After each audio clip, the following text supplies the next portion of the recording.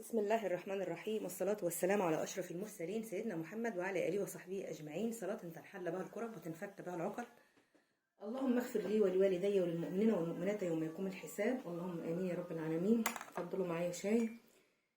النهارده هتكلم عن رؤية البيجامة. البيجامة في المنام. جاتني رسالة من واحدة برضو عزيزة بتقول إن زوجها أهداها بيجامة وبنتها بيجامة. يعني الهدية عامة بتبقى ايه حاجة حلوة ايه في المنام، والبيجامة تفسيرها في المنام حلو جدا، وخاصة لو هي بيجامة جديدة مش بيجامة ايه قديمة. يعني لو بيجامة جديدة ولونها كده جميل ومزدهرة كده ألوانها زاهية وحلوة، فدي بتدل على الأخبار السارة. معنى إن زوجها أهداها بيجامة وأهدى بنتها بيجامة، بنتها احتمال إن شاء الله هي ايه يكون جايلها عريس. لو هي ايه يا بنتها يعني مش مخطوبة يعني. ولو ما فيش عريس يبقى ايه في كده يعني ايه اخبار سارة داخله عليهم، يعني عندهم ايه اخبار مفرحه. واما الزوجه اللي اهداء الزوج لها البيجامه ده بيدل على الاستقرار الاسري ومحبه الزوج ليها. فالنهارده انا هتكلم عن تفسير البيجامه تفسير عام، مش معنى مش التفسير بتاع الحلم ده بس، الرؤيه دي بس. يعني انا فسرت لها الرؤيه بتاعتها ان زوجها اهداها بيجامه واهدى ابنتها بيجامه، فبنتها هي مش مخطوبه، احتمال يكون في عريس في الطريق. ولو ما فيش عريس يبقى في برضو ايه اخبار مفرحه عندها يعني. اما البيجامه للزوجه فدي معناها استقرار اسري ومحبه الزوج لزوجته. طب هنتكلم بقى عن البيجامة بمفهوم عام ومعنى عام. إذا كانت البيجامة في المنام جيدة فهي رؤية محمودة. يعني جيدة يعني إيه؟ يعني لونها زي ما قلت لكم لونها جميل زاهي مبهجة، فديت إيه رؤية محمودة وتدل على قدوم أخبار سارة والتفوق والنجاح، زي ما قال ابن سيرين. إذا كانت رؤية البيجامة الجديدة نظيفة وبراقة وبتلمع وحلوة، فهي برضه رؤية محمودة ومبشرة. وهي ايه بتدل على منصب كبير ومرموق وزيادة في الأموال والأرزاق. وبالنسبة للعزاب فتدل على زواج. إذا كانت البيجامة مبهجة وبراقة يعني ايه تحس انها فخمة كده، تحس انها حاجة غالية غالية وقيمة، فتدل على الزواج للعزاب سواء للبنت أو الولد. وللرجل بتدل على المنصب العالي في العمل وزيادة في الأموال والأرزاق.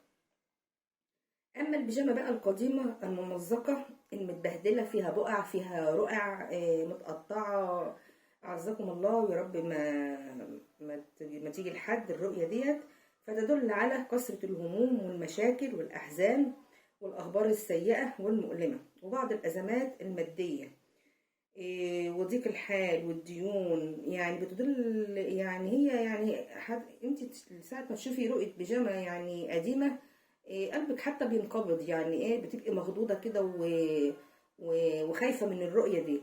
ففعلا البيجامة اللي هي متبهدلة وفيها بقع او قطعات او مبقعة او يعني شكلها مقزز، فهي بتبقى فعلا حياة مؤلمة ومقززة وفيها ضيق في الأرزاق والمعيشة وخلافات وكل يعني الحياة بتبقى ايه في الفترة دي كلها هموم ومشاكل. ربنا يا رب يبعد عننا وعنكم ايه كل ايه هم وكل مشكلة. وبالنسبة للرجل بقى ارتداء البيجامة، يعني احنا قلنا دلوقتي ايه رؤية البيجامة واهداء البيجامة. بالنسبة للرجل بقى لو الراجل مرتدي بيجامة عادية، لا هي بيجامة براقة يعني وفخمة وغالية الثمن، ولا بيجامة ممزقة ومقطعة ومتبهدلة، يعني بيجامة بس نظيفة وبيجامة عادية خالص كده.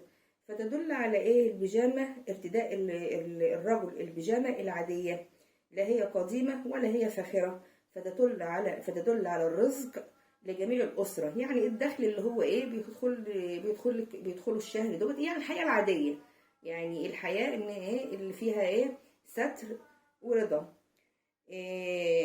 والبيجامة برضو اللي هي غير نظيفة برضو بتدل على كده. يعني البيجامة الغير نظيفة هي زي البيجامة المبقعة المبهدلة، القديمة، فتدل على الخلافات وسوء الحال في البيت والعمل ومع الأسرة. أما البيجامة الجميلة للمرأة بقى، المرأة لما تلبس بيجامة جميلة أو تشوف بيجامة حلوة كده، فتدل على زي ما قلنا الاستقرار الأسري. ولو هي بنت عزباء فتدل على قدوم إن شاء الله عريس لها. وربنا يا رب كده يفرح كل بناتنا جميعا. وده يعني ايه إجابة مختصرة لرؤية البيجامة في المنام، سواء كانت بيجامة قديمة سواء كانت بيجامة جديدة. فيا رب أكون أفدتكم في رؤية البيجامة. أشوفكم في حلقة جاية بإذن الرحمن، مع ألف سلامة.